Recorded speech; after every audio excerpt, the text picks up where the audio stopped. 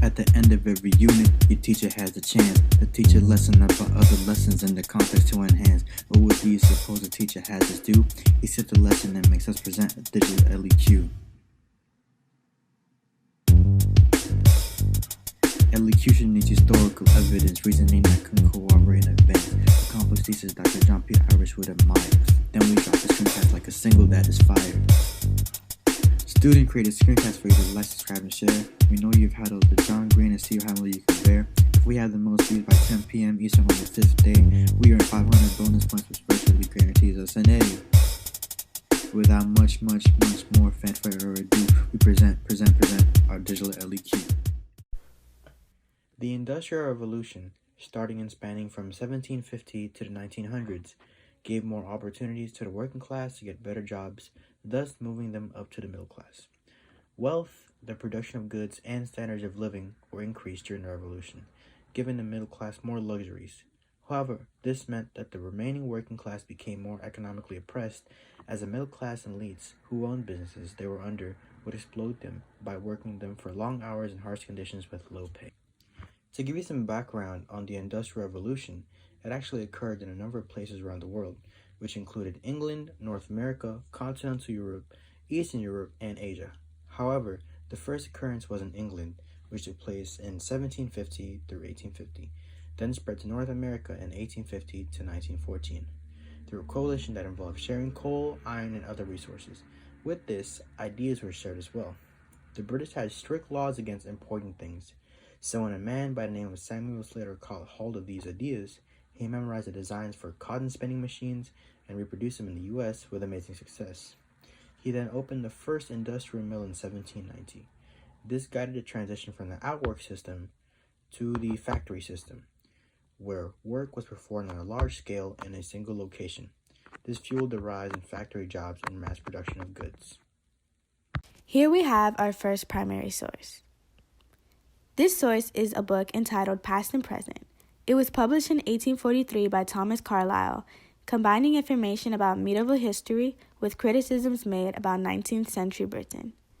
In our source, we have an excerpt from Chapter 11, Labor, and it's used to provide the philosophy of work from the first-person perspective of Carlyle to the higher class of the 19th century Britain. The modern world history theme is cultural developments and interactions. Because of how Carlyle introduces the idea of work and labor, and being able to immerse it in one's life is ultimately beneficial, almost like an ideology. Our second source is a painting entitled Work by Ford Madox Brown. It was created from a third person's perspective, pointing out the nobility in labor in the worker. The painting contains several details indicating how the intensity of labor was determined by the different social and economic class of the worker. The higher class were positioned in the shade of the trees and away from the central focus of the painting, because they don't hold as much importance as the lower class when it comes to noble laborers. Brown's paintings were actually inspired by the writings of Thomas Carlyle. The theme in this source is social interactions and organizations. Because of the social hierarchy present in the painting, it shows a sort of divide between the people based on their appearance and what they seem to be doing. For example, how the man in the silk robe is casually standing while the guy in work clothes is operating a tool. The author of the article Industrialization and Urbanization in the United States from 1880 to 1929 was Jonathan Rees. In the article, he explained that industrialization gave way to urbanization by its very nature. Industrialization provided more jobs, factories could put things out faster, and new methods of building households. This all allowed them to go up instead of spread out. The urban setting created a new standard of living in which apartments were birthed, as well as having a lot of people in a small area of accelerated economic activity, which in hand accelerated the need for industrial growth. Some world history themes that are present in this article are the themes of technology and innovation.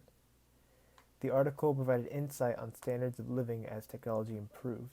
Small areas with high-density populations saw the exchanging of ideas much faster than before and brought new ideas such as the electrical grid and transportation, which are highlighted in the source. Child Labor in the Canning Industry of Maryland, published in July 1909 by Lewis W. Hine, details the intense labor children were put through as industrialization began to boom in the U.S. Told through a first-account perspective in Baltimore, Hine describes how the men of the family made as little as $6 a week, and children were forced to work long hours of unguarded belts, wheels, cogs, which no child should be working around. He states, children had to work in order to give the family a living wage. The agents that hired them represented conditions much better than that they turned out to be. Wages were lower and were irregular. This demonstrates the oppression low-class workers faced against the rising middle and elite class, and while others lived lavishly, they struggled to get as little as $6 a week to support an entire family.